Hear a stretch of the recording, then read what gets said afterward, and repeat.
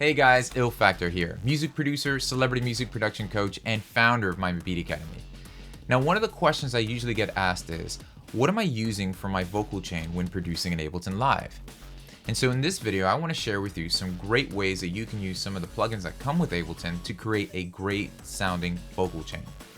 And be sure to click the link in the description below so that you can actually download a template in which I create this vocal chain for you. It's absolutely yours for free. Just click the link below in the description to download that template.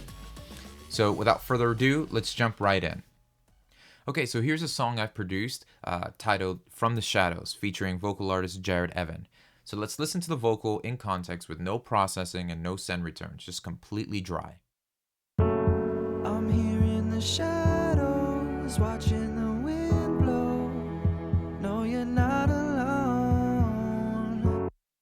Okay, so before we even begin, the first thing I want to note is 80% of the battle of getting great sounding vocals in any DAW, whether it's Ableton, Pro Tools, or any circumstance, 80% of that comes from having a great vocal performance, a great recording to begin with, and that, which I'm gonna walk you through in another video. But that will that's all about your mic placement, the actual performance itself. Everything that you do before you actually hit the record button plays a huge part in getting the right sounding vocal for your mix. If you recorded a bad vocal, then chances are you're only just going to amplify and magnify a bad vocal in your mix. So it's always good to start with a good source. So with that said, let's move straight into using some plugins to create a great vocal chain. Now, the term vocal chain just simply means that there's a chain of plugins, a chain of command of certain plugins that you're using to create the end result that you're looking for. Okay, so let's go and focus on this vocal track. It's the vocal lead one here. And I've created this vocal chain plugin, which you can download, and the link is in the description below. You can simply just download this and use it for any of your vocal side. It's just a great, easy to go to application. I've already mapped everything out for you, and it's all set on these macro knobs. So it's really easy to kind of shape the vocal and get the sound that you're looking for just using the stock plugins in Ableton Live. But let me walk you through why I'm using certain plugins. And I just don't want to explain, this is how you do it. I want to show you why I'm using these certain plugins. Now, the first plugin I'm using in my vocal chain would normally be a gate. And I use a gate because I want to really filter out any unwanted noise. It could be even from the vocalist or just some room ambience, whether you hear somebody's keys shuffling in their pants, or maybe an AC blowing in the background. And so a gate is really good to eliminate all that noise and just let the actual vocal of the performance cut through. So let's solo the vocal, and what I'm going to do is I'm going to bypass the gate, and let's listen to the vocal performance without it. I'm here in the shadows, watching the wind blow. So you can hear immediately at the very beginning you have that rustling and that background noise right there. So let's turn the gate on, and what's happening is any audio that does not pass that orange line or that threshold will not get heard, and any audio that does pass that line allows it to be heard and then process through whatever plugins you're going to run through afterwards. So this is with the gate on. I'm here in the shadows. So it's much better. As you can see that the visual aid that's given here is really helpful, because you can see the audio that's darker gray does not get heard, and that's all that rustling and background noise. So I make sure that I have my hold a little bit high in the release, because you also, the problem sometimes with gates on vocals is you can have a very choppy vocal performance using the gate. So you just want it to capture any of the beginnings and endings of vocal phrases that might have some noise and things like that. So you have a nice clean performance to process. I'm here in the shadows. So the next part of the vocal chain are these two compressors that I'm using here.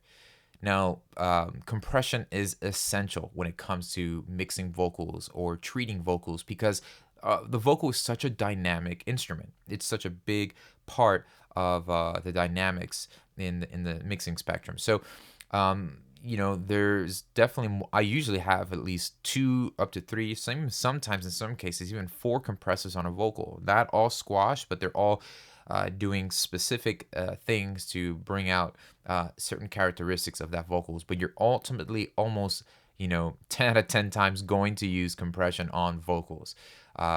So the vocal that we have set up here is to just initiate some quick compression to capture any of those quick transients and really just keep everything in a narrow dynamic performance. And so the way I have this routed is I have that first compressor tied to this first knob here. It's called dynamic control.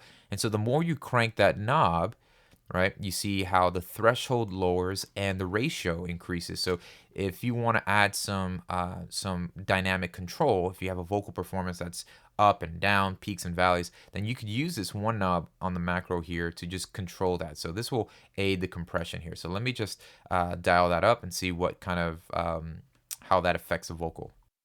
I'm here in the shadows, watching the wind blow.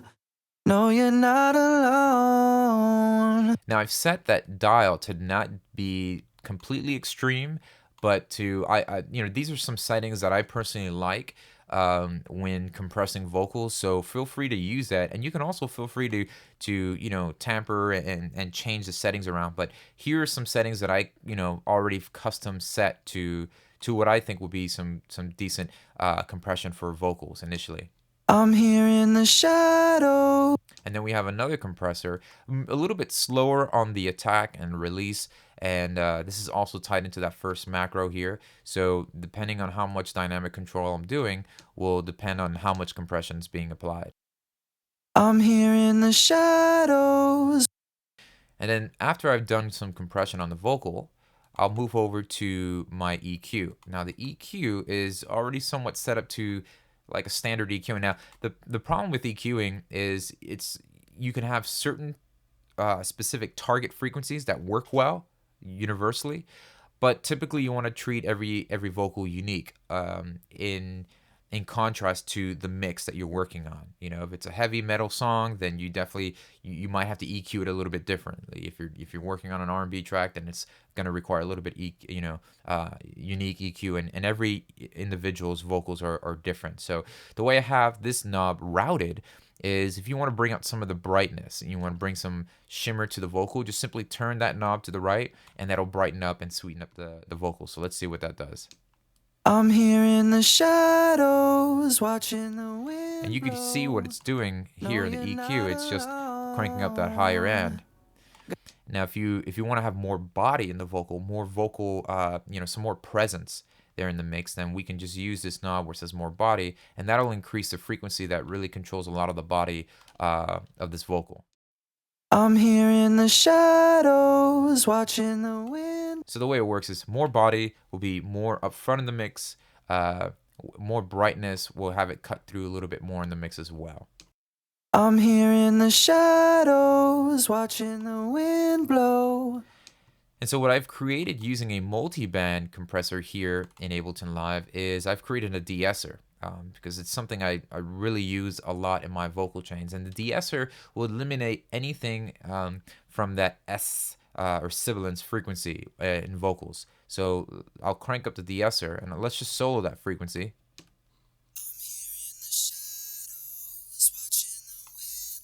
So you can see that's the frequency that typically a lot of the de-essers will compress and dynamically control. So the way that works here on this knob is the more you crank it to the right, or the more negative decibels you see here, the more processing or de-essing you're doing. So I'm here in the shadows, watching the wind blow. And then next after that, I have a little doubler that I've created just using some chorus in here, and that can give some nice stereo depth to the vocal performance. So cranking the doubler knob. I'm here in the shadows, watching the wind blow. So what I like to do now is just A-B this vocal without the chain. I'm going to turn this off.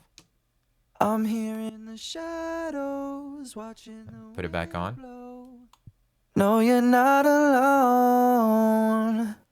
It's a big difference. And so this is a great, a simple setup that you can do, a little plugin that you can add to any one of your vocals to kind of give you, you know, just to beef up the vocal performance in your mix. And let's hear it in context with everything else.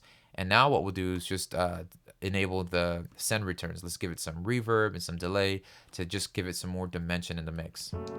I'm here in the shadows, watching the wind blow. Maybe a little bit more body. No, you're not alone. Now let's turn on some of the effect returns here. I'm here in the shadows, watching the wind blow. Dial back some reverb. No, you're not alone. Got nowhere to go now. I'm not gonna go down until I'm crawling out from the shadows.